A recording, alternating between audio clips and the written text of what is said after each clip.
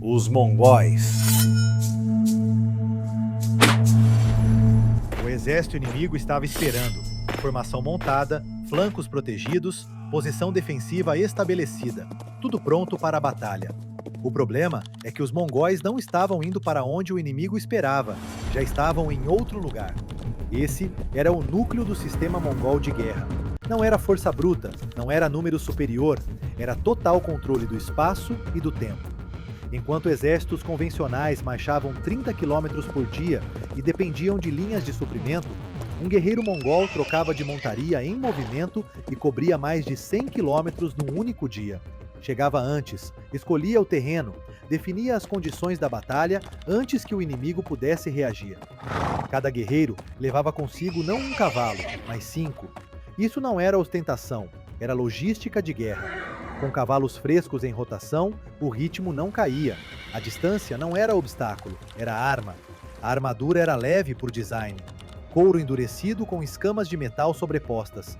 Proteção suficiente sem comprometer o que mais importava, a velocidade. O guerreiro mongol não era o mais protegido do campo, era o mais rápido. A arma principal era o arco composto, menor que os arcos ocidentais, mas construído em camadas de madeira, chifre e tendão que multiplicavam alcance e força.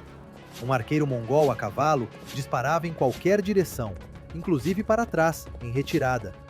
E aí começa o problema para quem enfrentava eles. A tática mais usada era a retirada falsa. O exército recuava, o inimigo avançava convencido de que estava vencendo.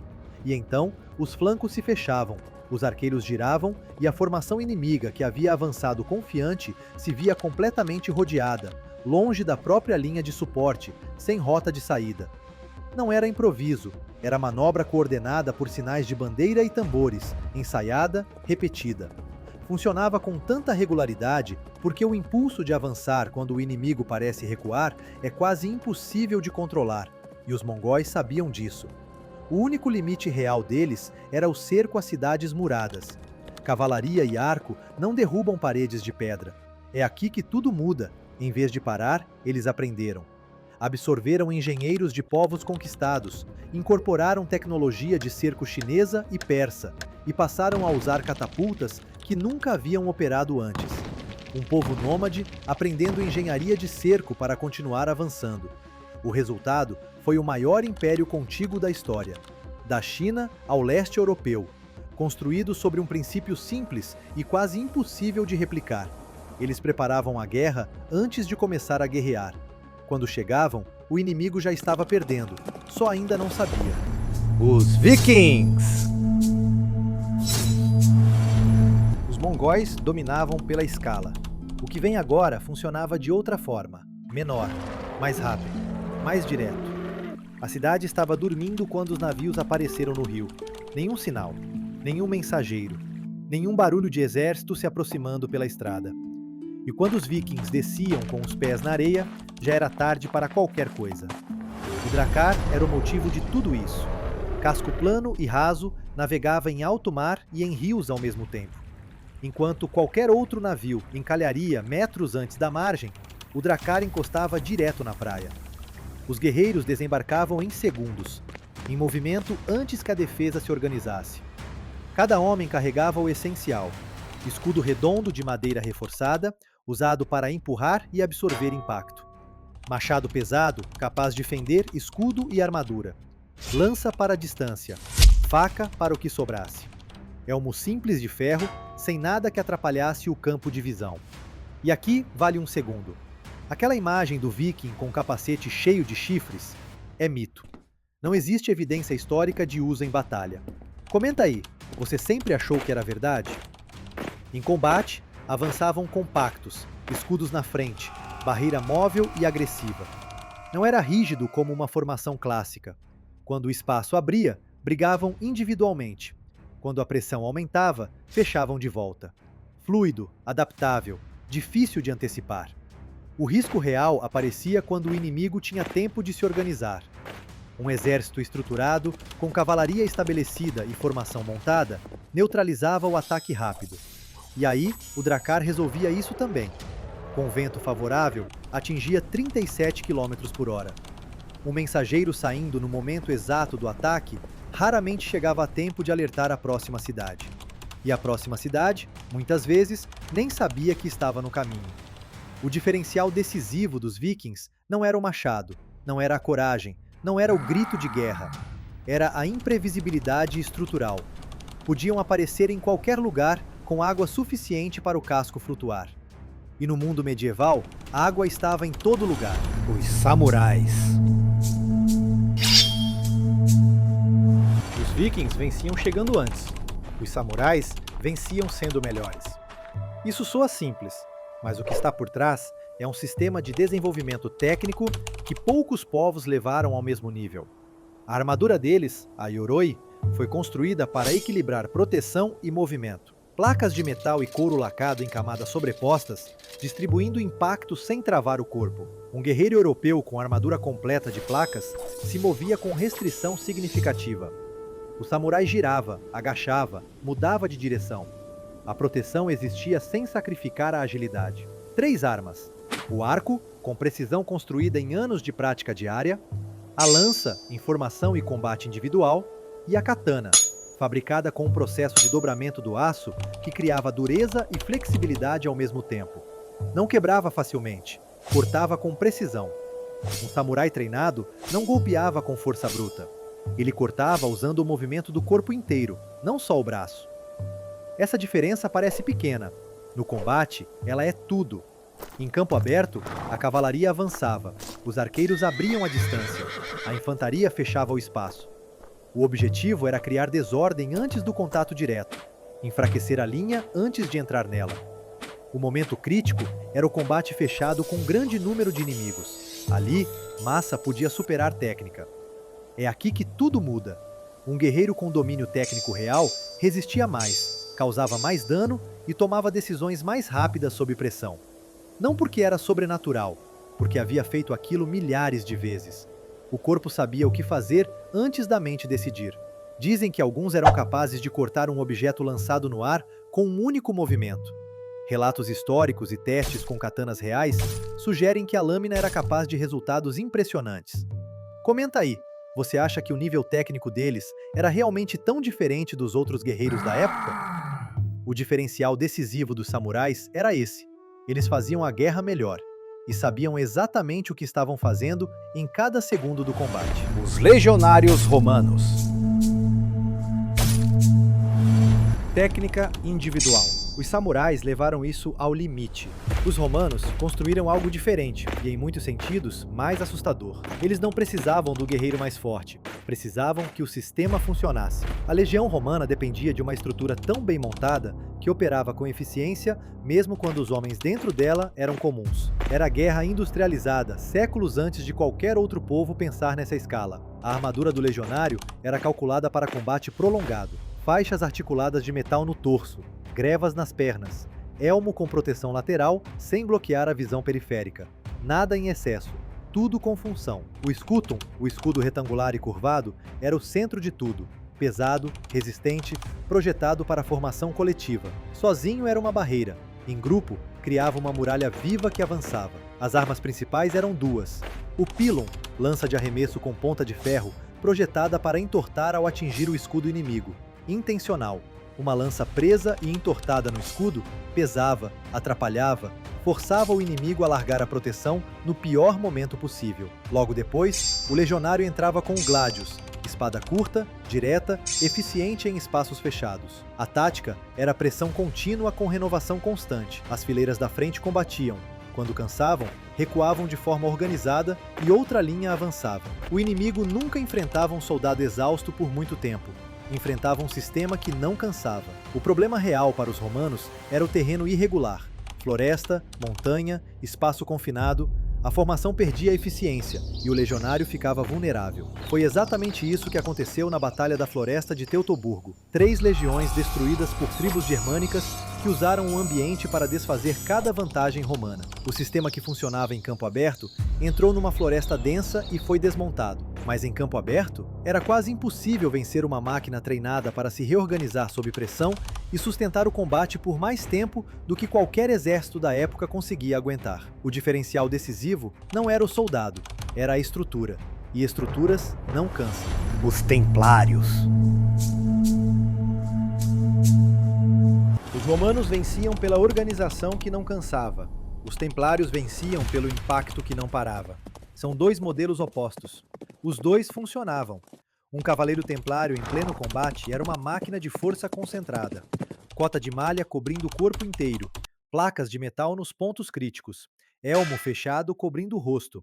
E o destrier, o cavalo de guerra, animal de grande porte, treinado para não recuar diante de barulho, sangue ou pressão. Homem e cavalo juntos criavam um impacto que poucos inimigos conseguiam absorver sem quebrar a linha.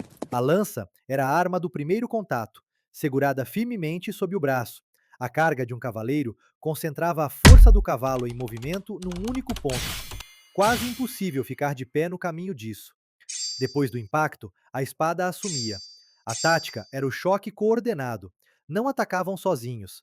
Carregavam em formação fechada, lado a lado, uma parede de cavalos e lanças em movimento simultâneo. A força não estava no cavaleiro individual, estava na massa combinada. O problema era que a carga perfeita acontecia uma vez. Depois do impacto inicial, o campo se fragmentava e o combate ficava confuso. E aí começa o problema para a maioria dos cavaleiros. Mas não para os templários. Treinados dentro de uma estrutura de ordem religiosa com regras rígidas de conduta, mantinham coesão em situações onde cavaleiros comuns se dispersavam. Continuavam operando como unidade quando o resto do campo havia virado caos. O terreno desfavorável era o risco real: areia profunda, lama, calor intenso. Qualquer coisa que enfraquecesse a mobilidade reduzia o poder da carga. Na Batalha de Hattin, em 1187, Saladino manobrou o exército cruzado para um terreno seco, cortado do acesso à água, sob calor intenso. A cavalaria pesada perdeu mobilidade, perdeu resistência e foi destruída. Não em combate direto, mas por esgotamento estratégico. Em condições favoráveis, em campo aberto com terreno firme, a carga dos templários era algo que a infantaria comum raramente conseguia parar. O diferencial decisivo era a combinação de poder de impacto com disciplina coletiva. Avançavam juntos, no mesmo ritmo, sem hesitar. E isso era o que transformava força em resultado. Os Espartanos. Os templários tinham disciplina. Os espartanos construíram a disciplina de uma forma diferente, mais profunda, mais antiga, mais total. Não havia no mundo antigo um sistema de formação tão longo quanto o agogê espartano. Começava aos 7 anos, terminava aos 30, mais de 2 décadas de treinamento contínuo. Não era treino militar comum, era transformação de identidade. Um espartano não aprendia a lutar, era construído para isso desde a infância. O grupo valia mais do que o indivíduo. Recuar sem ordem era simplesmente inaceitável. A armadura hoplita era pesada, elmo de bronze cobrindo quase todo o rosto, couraça no torso, grevas nas pernas. Tudo junto pesava entre 25 e 30 quilogramas. Carregar isso em batalha exigia um condicionamento físico que poucos povos sequer tentavam desenvolver. O hoplon, escudo circular de 90 centímetros, era o coração da formação. Pesado, resistente, e com um detalhe que define tudo sobre como os espartanos lutavam. A parte esquerda do escudo não protegia apenas quem o carregava, protegia o guerreiro ao lado. Se alguém saísse da linha, o companheiro ficava exposto. Era design. O escudo foi feito para ser usado em grupo, e o guerreiro que o abandonasse não colocava apenas a si mesmo em risco. A lança, com 2,5 metros a 3 metros de comprimento, era a primeira arma. Atingia o inimigo antes do contato direto. Quando quebrava, o guerreiro recorria ao chifos, espada curta, direta, eficiente em espaço fechado. A formação era a falange, fileiras compactas, escudos sobrepostos, lanças apontadas, avançando juntos. De frente, era quase impossível de quebrar. O ponto vulnerável era o flanco. Na Batalha das Termópilas, os persas só superaram os espartanos quando encontraram um caminho alternativo pelas montanhas para atacar pela retaguarda. De frente, ninguém havia passado. Mas aqui tem algo que a maioria das pessoas não percebe. Leônidas sabia que aquele caminho existia. A decisão de permanecer tinha uma razão estratégica clara: dar tempo para que o resto do exército grego recuasse e se reorganizasse. Os 300 não morreram por teimosia. Morreram porque alguém precisava segurar a passagem, e eles eram os mais preparados para isso. O diferencial decisivo dos espartanos era a disciplina coletiva construída ao longo de décadas. Um sistema inteiro voltado para criar guerreiros que lutavam melhor em grupo do que qualquer pessoa lutaria sozinha, e que preferiam morrer a abrir uma brecha. Os ninjas. Tudo que foi apresentado até agora tinha uma coisa em comum. Todos esses guerreiros apareciam, marchavam, chegavam de navio, carregavam a cavalo, avançavam em formação. A guerra deles era visível. Você sabia que eles estavam chegando, mesmo que tarde demais para fazer algo. O último guerreiro desta lista não aparecia. Os ninjas, os shinobi, eram agentes treinados em espionagem, infiltração, sabotagem e eliminação seletiva no contexto do Japão feudal. Não eram soldados de linha, eram operadores de missões que o exército convencional não conseguia realizar. Dizem que conseguiam se tornar invisíveis, caminhar sobre a água, desaparecer em fumaça no meio do combate. Isso é mito. Comenta aí, qual dessas lendas você sempre achou que era verdade? O equipamento era projetado para não chamar atenção. Roupas adaptadas à situação, camponeses, monges, mercadores, qualquer pessoa que não parecesse ameaça. A roupa preta que todo mundo conhece era usada à noite em operações específicas. Não era uniforme permanente. As armas eram variadas e discretas. Shuriken para distrair ou criar distância. Tanto faca de lâmina reta, mais prática em espaço confinado do que a katana. Kunai como ferramenta e arma ao mesmo tempo. Corda, gancho, pó para cegar. Tudo com função prática em fuga ou confronto inesperado. A tática principal não era o combate, era evitá-lo completamente. Um ninja mandado para eliminar um alvo não tentava um duelo. Chegava até ele dormindo, desguarnecido, isolado. Quanto mais silenciosa a operação, melhor havia sido executada. Barulho significava que algo tinha saído errado. Para isso, precisavam de informação antes de entrar. Onde o alvo dormia? Quais eram os turnos da guarda? Quais portas rangiam? Quais caminhos os sentinelas não cobriam? A preparação era tão importante quanto a execução. O momento crítico era ser descoberto antes de completar a missão.